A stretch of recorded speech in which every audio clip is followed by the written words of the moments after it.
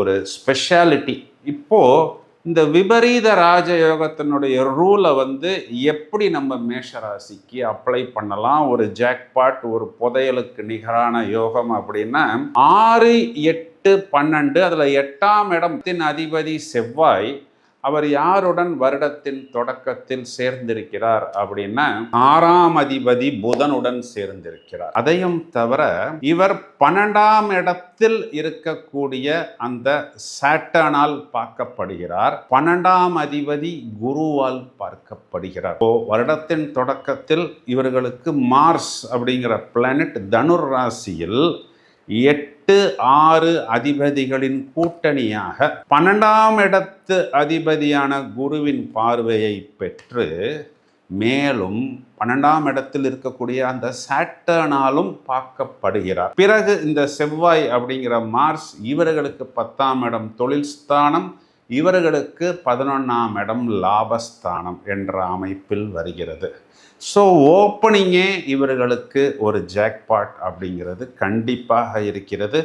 ஒருவேளை உங்களது ஜனனகால ஜாதகத்தில் இந்த விபரீத ராஜயோகம் இருந்தால் கண்டிப்பாக நீங்கள் அதனை எதிர்பார்த்து காத்திருக்கலாம் அப்படிங்கிறது தான் நிதர்சனமான உண்மை. ஒருவேளை எங்களது ஜனனகால ஜாதகத்தில் இந்த விபரீத ராஜயோகம் இல்லை அப்படின்னா வருத்தப்பட வேணாம். கோச்சாரத்தில் இது ஒரு சூப்பர் டூப்பர் பீரியட் என்று எடுத்துக்கொள்ளலாம்.